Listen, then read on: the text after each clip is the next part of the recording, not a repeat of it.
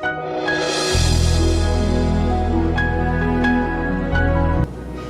is the day that the Lord has made. Let us rejoice and be glad in it. Welcome to this presentation by Christ Fellowship International, where Jesus is Lord and our senior pastor is Talbot Cawley. The key to your success is in your ability to manage what God has given you. Open your hearts. Destiny is knocking. Heaven has a word for you. This morning we want to talk about, we're still on the series of grace.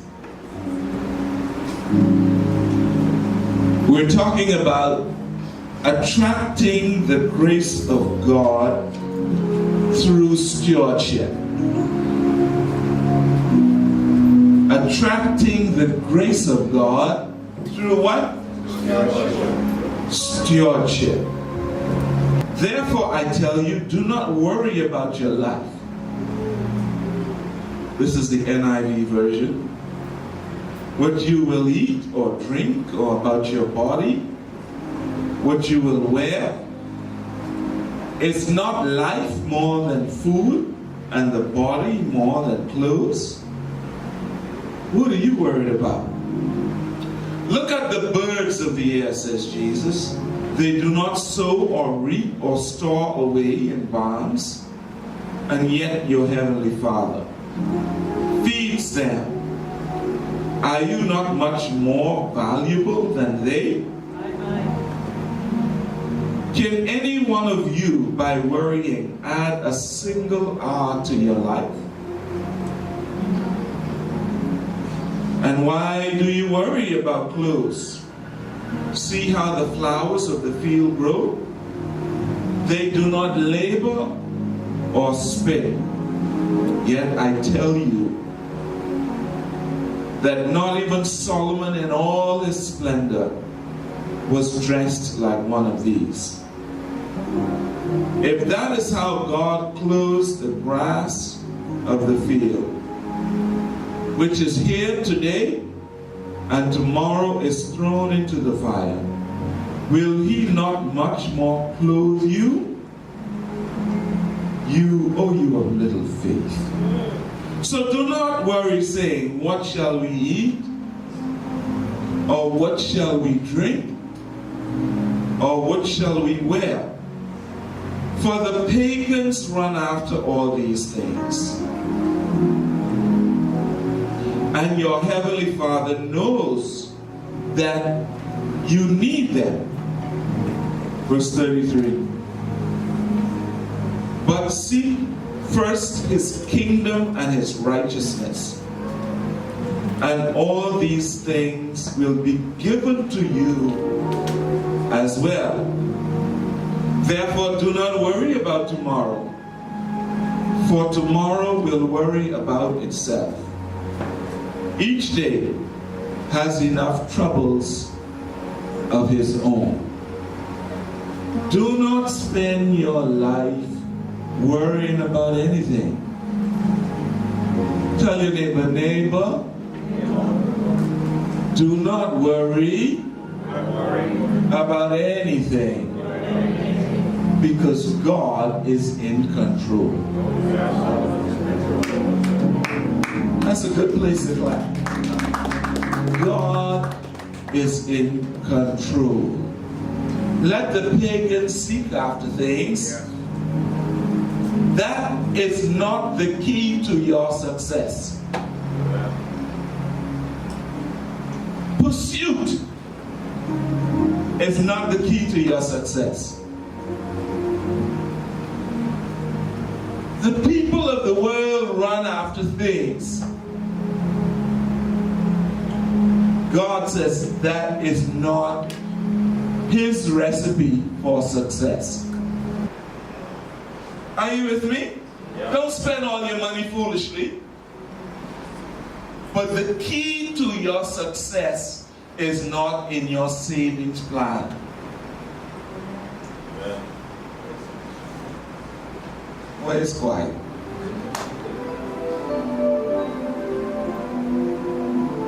God has a plan for your success. The key to your success is in stewardship. What does that mean? It is in your ability to manage what God has given you. That is the key to your success. Can I say that again? The key to your success is in your ability to manage, to properly manage what God has already given to you. Amen. Everyone came to this planet rich.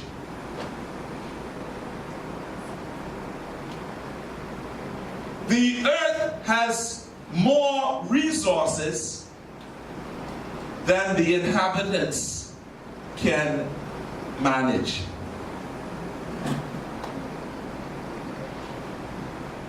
The key to your success is in your ability to manage what God has given you.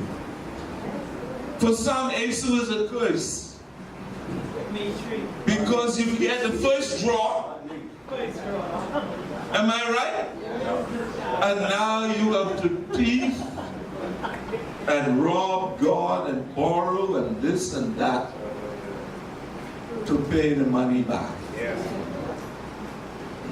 Watch God's plan.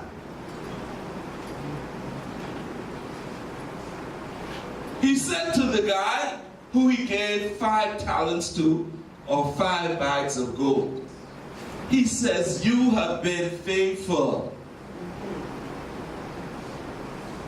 in trading and in multiplying what I gave you.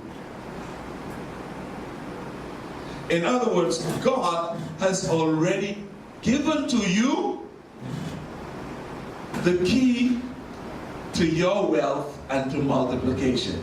It's in your hand.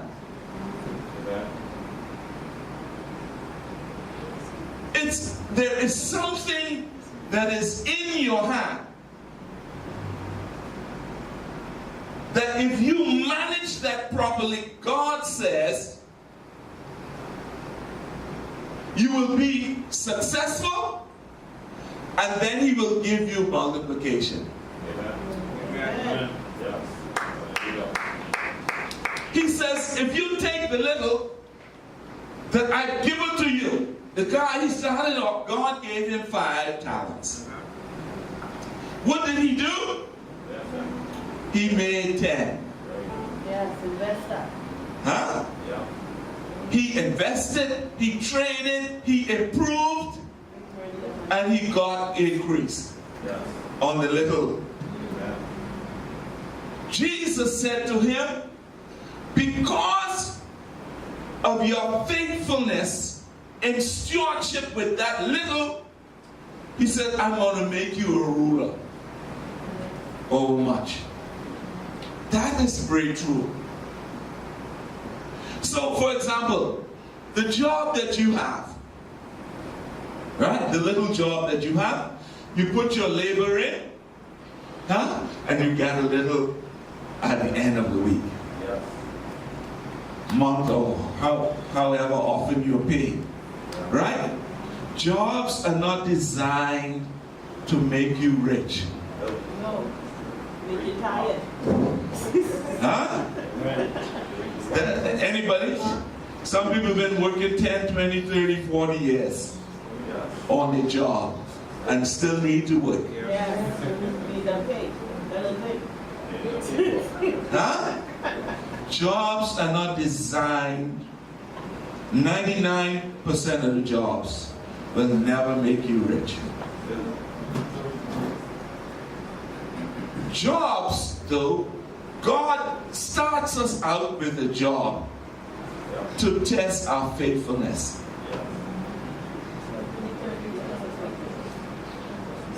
He said, I will give you this to start. You want your own business? Okay, let me see if you could be faithful to someone else's job. But some of us steal time. We thief the boss time, we thief the boss money, we thief the boss. And God withholds what he has for us. He withholds multiplication from us. Notice. He gave him something to start with. Everyone. One had 5 talents. He said to his Lord, I gained what? 5 more. And Jesus says to him, well done. Very good. Watch this. The man with 2 bags of gold, or 2 talents, King James says, came also. He said, you trusted me with 2 bags of gold. See, I have gained 2 more. His master replied, well done, good and faithful servant. You have been faithful with a few things. I will put you in charge of many things. Come and share your master's happiness. Notice verse 23 and verse 21 are identical. Same words. Jesus says the same thing to the guy who had 5 and gained 5 more, and the guy who had 2 and gained 2 more. He said the same words. Well done, thou good and faithful servant. You have been faithful with a few things. Yeah. He says, now I am authorized to multiply you.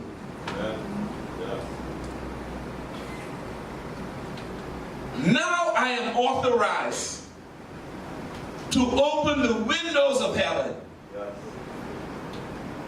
and take you to a place of rulership.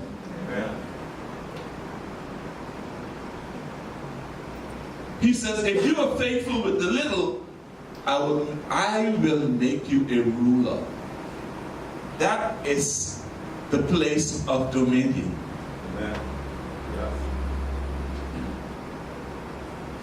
Ask your neighbor, are you faithful in the little that God has given you? This is our problem. Let's look at the other guy. Verse 24, the man who had received 1 bag of gold, 1 talent, he came. Here's what he said. Master, I knew that you are a hard man, harvesting where you have not sown, and gathering where you have not scattered seed. So I was afraid and went out and hid your talent, your gold in the ground. See, here is what belongs to you. This is what you give me? See you things here.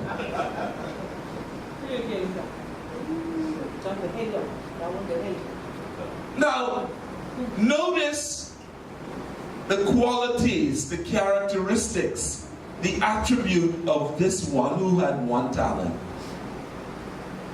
His problem, he said, was his master. He said, Master, I know how you go. You are dishonest. Have you been blaming God because he didn't give you as much as the other one? God, I started out poor. Why you make me poor? Why you didn't give me what someone else has? You know anyone like that? They blame God. Huh?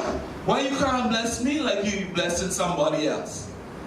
Why you can't do this to me? Why you didn't give me that? Why? This guy started out by saying, God, you are my problem.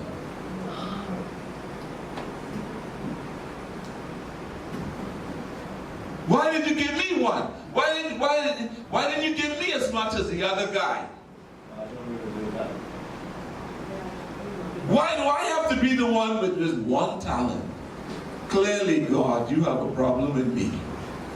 I know you are a hard man. You trying to reap where you didn't sow. Wrong spirit. His attitude, his perspective of life. He is a victim of someone else. He saw himself as a victim. Why me? Only one for me? 5 for this one? 2 for the other one? 1 for me? Poor me.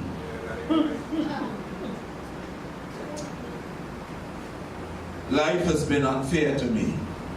Have you ever heard anyone say that? I am a loser. I am a victim. Nothing works for me. Watch what his master said. You wicked, lazy servant. So you knew that I harvest where I have not sown, and gather where I have not scattered seed? Well, then you should have put my money on deposit. Put it in the bank. So that when I return, I should at least have received it back with interest.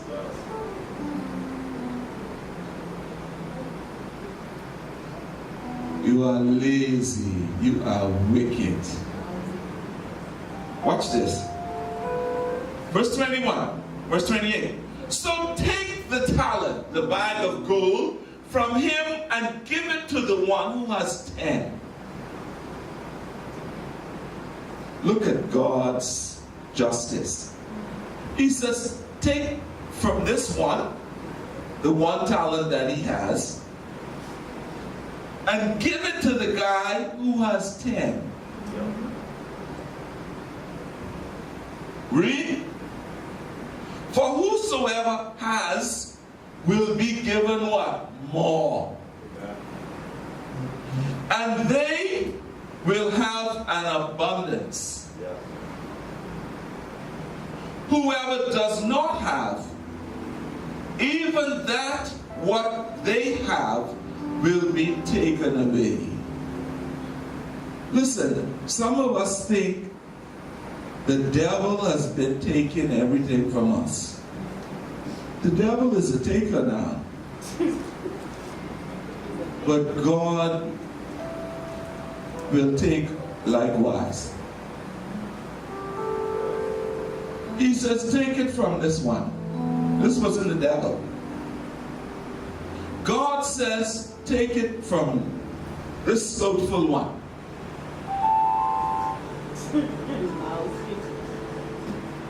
From this sorry one. Take it from him. That talent that remains dormant, that you will not polish, that you will not refine for the glory of God, that you will not trade on it, that you will not invest in it, that you will not improve, God says, take it from him. How many gifts and talent that you have that you refuse to trade and refine it? Wow. What are you doing with your talent that God has given to you? Oh, I don't have nothing. The only thing I can do is sing. I don't have nothing, anything significant. The only thing I can do is teach. I'm a teacher in school. I can't do anything. That's not worth anything. God says, if that's your attitude, he will cause your talent to become useless to you. He said he will cause it. In other words, the little talent that you have to do your job, because you despise the gift of God, your talent will be useless to you.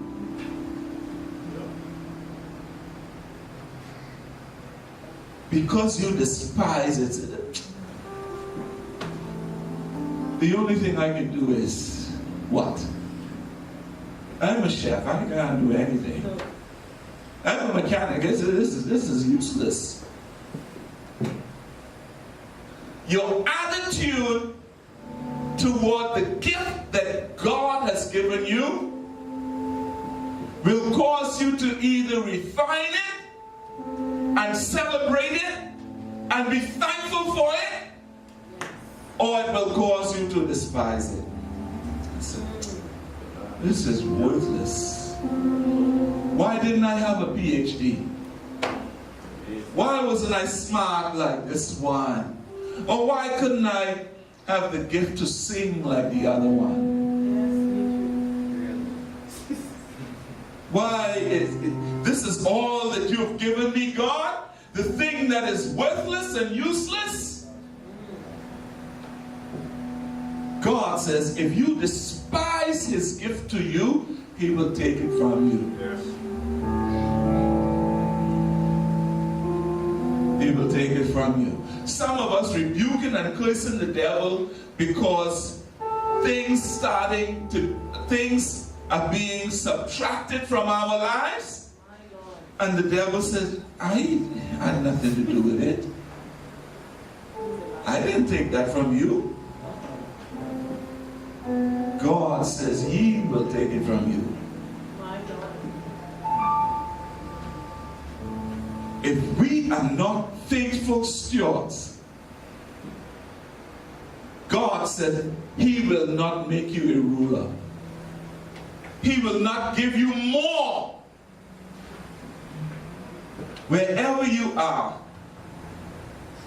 faithfulness in what you have, his gifts and his talents and his abilities, is what will take you to the next level of dominion. Yes. Amen. Yes. Yes. Hallelujah. Faithfulness Yes. will take you to the next level of dominion. It does not matter what you start with. God says, the master says, this one started with 5. I'll make him a ruler over many things. Someone else started with 2. He said, I will make him a ruler. Likewise. Someone who starts with 1, God says, if you are faithful, I will make you a ruler. I will make you a ruler. Now you have to understand where that concept comes from. It goes all the way back to Genesis. Genesis chapter 1, God says to the man and woman that he had made, he said, be fruitful and multiply and have dominion in the earth. Rule it. Amen. Take charge of it. Yes. That's what we were created to do. Amen. To rule this earth, to have dominion over resources. Yes. God says, if you are a good steward, if you are faithful in the little that I have given to you, I will make you a ruler. Amen. How does that happen? That's why someone can start out as a janitor, Yes. True. a cleaner. And God, because of their faithfulness in that, because of how they esteem the gift that God has given them, they're faithful there, God opens their eyes. The next thing you know, they have a cleaning company. Amen. You haven't been to any school. You don't have any degree in accounting and in finance and in strategy. God says, hire an accountant. True. Hire this one. Yeah. Hire someone. And they all report to you. My Lord. That is God. Yes. Yes. Look at Joseph in the Bible. Where did he go to school to learn operations management? He didn't go to school. But God raised him up to be the second in charge of a nation. Yes, sir. Yes. My Lord. God says, I will make you a ruler. Rulership is not something we pursue. It comes from God's response to our faithfulness. Amen. Some of us are pursuing rulership.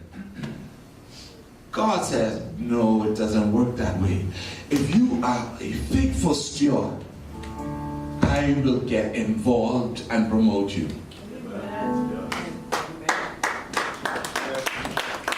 Anybody need God involved in their affairs? Yes. He says, I will make you a ruler. Yes. In other words, when you look at what he did for the guy with 10 talents, God started collecting resources from the unfaithful and adding them to the faithful. He says, give me, you don't have any esteem, any regard for what I've given you. God says, I'll take it. But I'm looking for stewardship, faithfulness. If God blesses you with $100 a week, can you pay $10 tithes? That's too much, some of us think. What? I only making $100? $10? God is no. You can't expect from me out of 100 to give you 10. Now, if I was making 10,000 a week, I will give you 1,000. No problem. Anybody know that logic? Listen, if I was making $1 million a month, God, I will give you 100,000. I write a check for 100,000, no problem.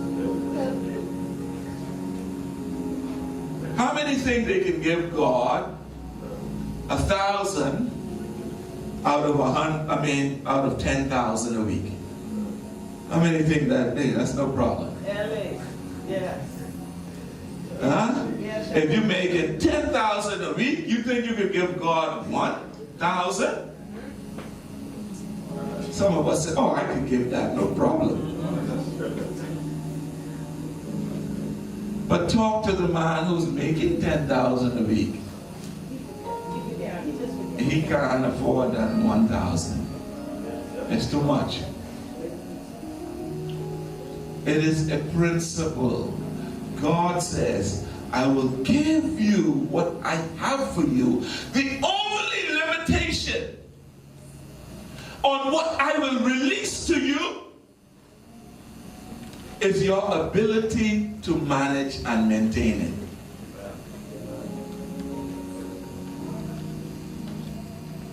Do you know why some of us are broke? Not because demon. Not because the demon of poverty. True, there is one.